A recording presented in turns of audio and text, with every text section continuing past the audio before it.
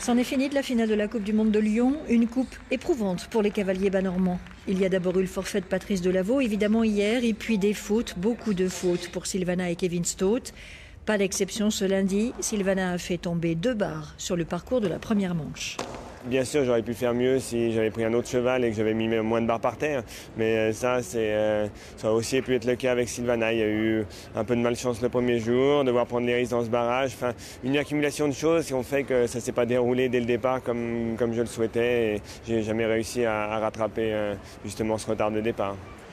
Le parcours était sélectif, sans mettre pour autant les chevaux à l'effort dans les combinaisons. D'autres champions ont fait des fautes, comme Steve Gerda ou l'Allemand Christian Allmann. Dès la reconnaissance du parcours, Kevin Stott a su que ce ne serait pas facile. C'est un long parcours, donc il y a aussi le temps de laisser à la pression faire son travail. Donc ouais, je pense qu'en tout cas, c'est avoir un parcours qui va créer des fautes. Kevin Stott a renoncé à courir la deuxième manche de cette ultime épreuve. Sylvana a 15 ans, le couple est classé 18e, impossible de remonter la pente et parfaitement inutile de demander plus d'efforts à une jument qui a déjà à son palmarès de nombreux grands prix, 5 finales de Coupe du Monde, des Jeux Olympiques, des Championnats du Monde et d'Europe.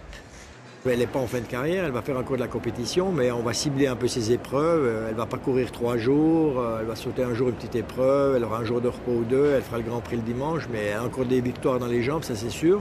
C'est la traditionnelle ronde des champions qui clôture toutes les manifestations de saut d'obstacles. Au classement général, Kevin Stott est 21e, mais il reste encore de très belles compétitions à disputer. Objectif, les Jeux équestres mondiaux en Normandie.